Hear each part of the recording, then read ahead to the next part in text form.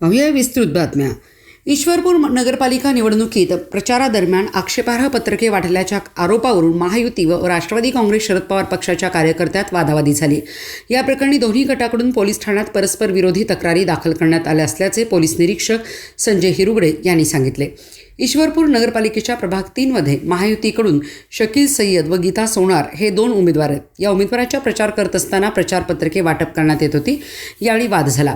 विरोधी गटातील कार्यकर्त्यांनी बेकायदेशीर जमाव जमवून प्रचारास अटकाव करत अल्पसंख्याक समाजातील लोकांनी या प्रभागात प्रचार करू नये अशी दमदाटीही करण्यात आल्याचा आरोप उमेदवार सय्यद यांनी तक्रारीत केला। या प्रकरणी राष्ट्रवादी काँग्रेस शरद पवार पक्षाचे माजी नगरसेवक खंडेराव जाधव, सागर जाधव यांच्यासह अन्य 7 ते 8 जणांविरुद्ध पोलीस ठाण्यात गुन्हा दाखल करण्यात आला। दरम्यान विरोधी गटाचे श्री जाधव यांनीही सय्यद, श्रीमती सोनार, राष्ट्रवादी काँग्रेस अजित पवार पक्षाचे केदार पाटील, शिवसेना शिंदे गटाचे जिल्हा प्रमुख आनंदराव पवार, राजेंद्र डांगे यांच्याविरुद्ध पोलीस ठाण्यात तक्रार दाखल केली आहे। जाधव यांच्या तक्रारीनुसार जाधव यांच्यावर राष्ट्रीय आपत्ती व्यवस्थापन कायद्यानुसार 2020 मध्ये गुन्हा दाखल करण्यात आला होता। मात्र या गुन्ह्यात जिल्हा न्यायालयाने त्यांना निर्दोष ठरवले। असे असताना महायुतीच्या प्रचारादरम्यान खोटी बदनामी करण्यासाठी बनावट आशयाचा मजकूर असलेली प्रचारपत्रके वाटण्याचा प्रयत्न केला। दरम्यान राष्ट्रवादी काँग्रेस शरद पवार पक्षाच्या नेत्यांनी पत्रकार बैठक घेऊन महायुतीच्या कृत्याचा निषेध करत हा सहानुभूती मिळवण्याचा प्रकार असल्याचा आरोप केला आहे। तर महायुतीच्या नेत्यांनीही पत्रकार बैठक घेऊन दादागिरी करून प्रचारात आडकाठी आणण्याचा प्रयत्न आम्ही खपवून घेणार नसल्याचे सांगत या प्रकरणी प्रशासनाकडून कारवाई केली जावी अशी मागणी करण्यात आली आहे। ईश्वरपूर नगरपालिका निवडणुकीत थेट नगराध्यक्षपदासाठी राष्ट्रवादी काँग्रेस शरद पवार पक्षाचे आनंदराव मलगुंडे आणि भाजपचे विश्वनाथ डांगे यांच्यात लढत होत असून नगरसेवक पदाच्या 30 जागांसाठी महाविकास आघाडी विरुद्ध महायुती असा सरळ सामना होत आहे।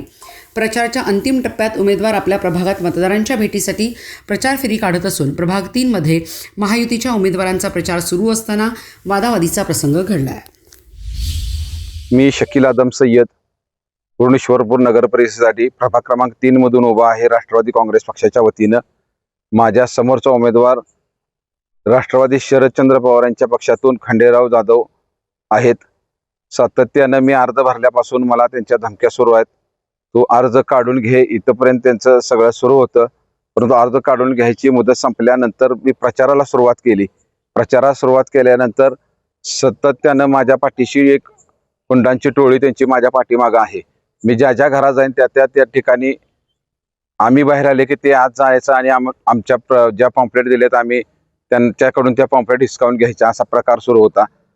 परंतु आम्ही ही निवडणूक लोकशाही पद्धतीने लढवायची असल्यामुळं आम्ही त्याकडे दुर्लक्ष केलं।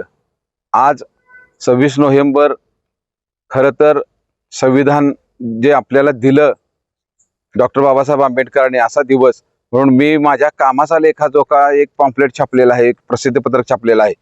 हे सातत्यानं मी जे काही काम केलेलं आहे 5 वर्षामध्ये पेपरला आलेल्या बातम्या वगैरे छापून आणि आमच्या 3 उमेदवाराचा फोटो घालून त्या पॉम्पलेट मी प्रसिद्धपत्रक मी घेऊन माझं चिन्ह सांगण्यासाठी माझ्या प्रभागामध्ये मी प्रचारासाठी राजारामनगर या भागात गेलो असताना मला त्या ठिकाणी 5-6 जणांनी येऊन अडवलं। माझ्याकडून ते सगळं पत्रकं काढून घेतली आणि मला या भागात फिरायचं नाही, तुला आम्ही अगोदरच सांगितलेलं उभा राहू नकोस म्हणून अशी धमकी देण्यात आली। मी तिथंच थांबून माझ्या पार्टीतील काही वरिष्ठांना मी फोन केला। ते सगळे वरिष्ठ माझे त्या ठिकाणी आल्यानंतर त्यांचा उमेदवारही माझ्या समोरचा होता, तोही आला आणि त्याच्या सगळ्यांच्या समोर मला जातीवाचक शिवीगाळ केली। माझ्यासोबत जे 4 कार्यकर्ते होते त्यामध्ये 3 मुस्लिम माझ्यासमोर अल्पसंख्याकच होते आणि दुसरे 2 जे हरिजन समाजातले होते त्यांनाही शिवीगाळ केली, त्यांनाही जीवे मारण्याची धमकी दिली, मलाही जीवे मारण्याची धमकी दिली। प्रचार करायचा नाही सगळ्यांच्या समोर, पार्टीतल्या लोकांच्या समोर सुद्धा त्यांनी सांगितलं की इथं एकही पॉम्पलेट वाटायचे नाही, थांबायचं नाही। अशा पद्धतीने त्यांनी त्या ठिकाणी मला धमकी देऊन अगदी माझा जीवे मारण्याची धमकी त्या ठिकाणी दिलेली आहे। आज संविधान सगळ्या महाराष्ट्रभर आपण देशभर साजरा केला जातोय आणि अशा परिस्थितीमध्ये या ठिकाणी बिहारपेक्षाही वाईट अवस्था या शरदचंद्र पवार राष्ट्रवादी पक्षाकडून या ठिकाणी दहशत माजवण्याचा प्रयत्न सुरू आहे। तो कुठेतरी रोखला गेला पाहिजे म्हणून मी आज या ठिकाणी पार्टीच्या वतीनं निवेदन दिलेलं होतं। आता मी पोलीस तक्रारही केलेली आहे, परंतु इथं मी ते बघितलं गुन्हे सुद्धा जुजबी दाखल करण्यात आलेले आहेत। त्यामुळं मी त्या डॉक्टर बाबासाहेब आंबेडकरांच्या पुतळ्यासमोर आमरण उपोषण करतोय आणि ते उपोषण मी दुपारी 4 वाजल्यापासून सुरूच केलेलं आहे। फक्त पोलिसांच्या रिक्वेस्टमुळं इथं गुन्हा दाखल करायला तुमची सही लागेल वगैरे आणि तुमचा जो काही प्रकार घडलेला आहे तो सांगा, तुम्ही या अशा पद्धतीचं इथं बोलावून आल्यामुळे मी या ठिकाणी सही करायला आलोय. मी आता या ठिकाणून सही करून जाऊन पुन्हा आंदोलनाला सुरुवात करतोय. मी आमरण उपोषण करणार आहे जोपर्यंत माझ्या विरोधकांनी जे गुंडगिरी केलेली आहे त्यांना अटक होत नाही, त्यांच्यावर गुन्हा 307चा दाखल होत नाही. कारण जीवे मारण्याची धमकी दिलेली आहे. आम्ही अल्पसंख्याक लोक आहोत, आमच्या पाठीमागं कोणी नाही. जनता हेच आमचं ईश्वर आहे, जनता हेच माझा आवाज आहे. मी एक जनतेसाठी काम करणारा कार्यकर्ता आहे, त्यामुळं मला न्याय मिळणं हे अत्यंत गरजेचं आहे. माझा विश्वास या संविधानावर आहे, लोकशाहीवर आहे आणि मी लोकशाही पद्धतीनंच आंदोलन करून निश्चितपणानं न्याय मिळवीन एवढंच मी आपल्याला यावेळी सांगू इच्छितो. आज तुम्हाला जी धमकी वगैरे देण्यात आली ते नेमके कोण होते, ते कुठल्या पार्टीचे? आज मला धमकी देणारे ते सगळे शरदचंद्र राष्ट्रवादी पवार गटाचेच होते. स्वतः उमेदवारांचे 2 पुतणे आणि त्यांच्यासोबत असणारे गुंड, त्यांचे 7-8-10 जण लोक होती. या सगळ्यांनी मला अडवून माझ्या हातातून हिसकावून घेतला आणि इथं प्रचार करायचा नाही, तुम्ही इथं थांबायचं नाही. तुम्हाला अजून सरळ सांगतोय, इथं तुम्ही जर प्रकार हे थांबवलं नाही तर मात्र तुम्हाला इथंच हातपाय मोडून पाठवण्यात येईल, अशी धमकी मला त्यावेळी देण्यात आली. म्हणून मी तिथंच थांबलो जाग्यावर आणि माझ्या वरिष्ठांना फोन करून मी बोलवून घेतलं. कोण गेले? नाव सांगा की उमेदवाराचं आणि कोण होते? उमेदवार स्वतः त्यावेळेला नव्हते. मला हे त्यांचे पुतणे सागर जाधव आणि त्यांचे दुसरे बंधू, त्यांचं काही नाव मला माहित नाही. आणि त्याच्या सोबत असणारे जे 5-6 होते तेही अनोळखी आहेत, तिथलेच आहेत, त्यांचे त्या गँग मधलेच आहेत सगळे. ईश्वरपूरच्या निवडणुकीच्या निमित्तानं प्रभाग क्रमांक 3चे अल्पसंख्याक समाजाचे शकील सय्यद, की ज्यांनी गेली 5 वर्ष अतिशय उत्तम असं काम या शहरातल्या नागरिकांचे मूलभूत प्रश्न सोडवण्यासाठी सातत्यानं रस्त्यावरची लढाई केली आणि त्यांना न्याय देण्याची भूमिका घेतली. अशा एका कर्तबगार नगरसेवक प्रचार करत असताना त्या ठिकाणी त्याला दंबाजी करण्यात आली. त्याच्याकडचं प्रचाराचं साहित्य काढून घेण्यात आलं. प्रचाराचं साहित्य फक्त काढून घेऊन ते थांबले नाहीत, तर त्यांनी त्याला जातीवाचक शिवीगाळ केली, त्याच्या धर्मावरनं बोललं गेलं. अशा पद्धतीचं जीवे मारण्याची धमकी, हातपाय तोडायची धमकी हे देणं, हे लोकशाहीच्या मंदिरामध्ये अशी पद्धत होत असेल. आणि खरं तर आज संविधान दिन आहे, आजच्या दिवशी तरी त्याचं पावित्र्य या मंडळींना कळायला पाहिजे होतं. परंतु त्यांचे नेते हे सरदार आहेत.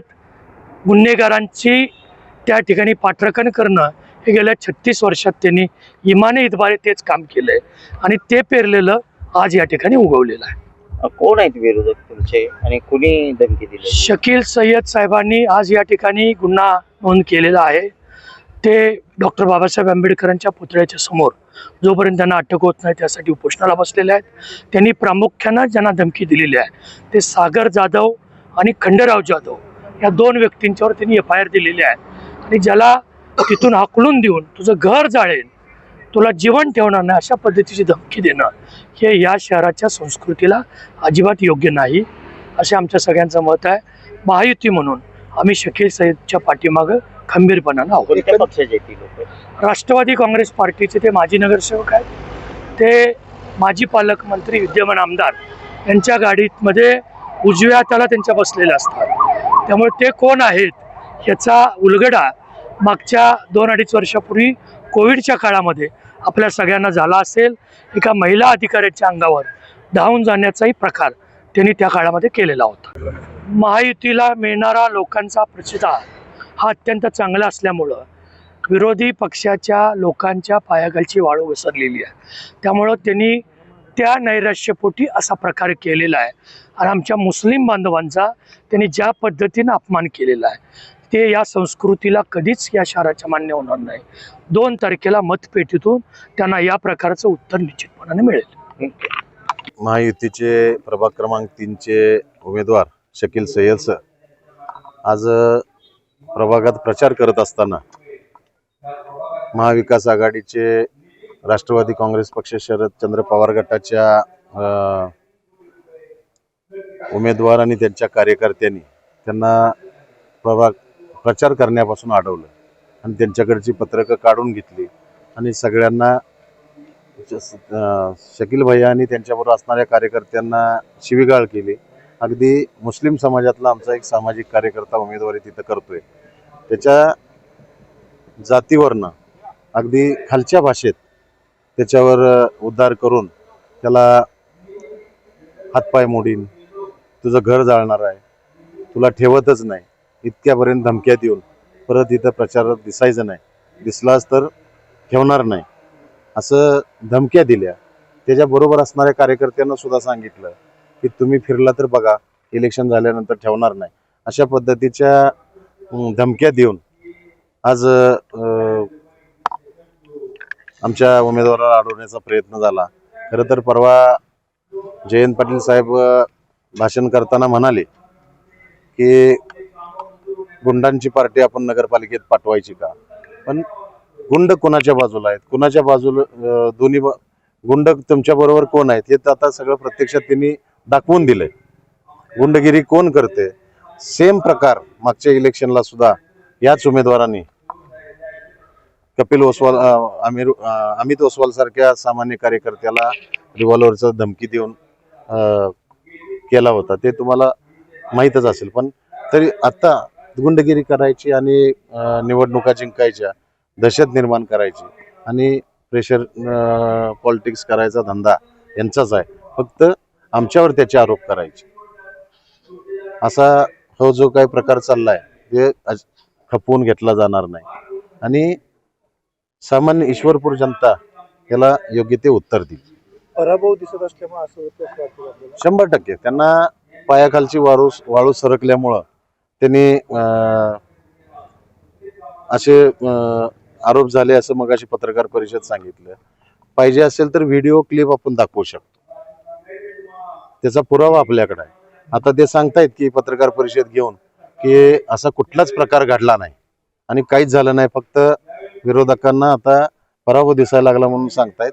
कधी पण व्हिडिओ दाखवायला तयार आहे.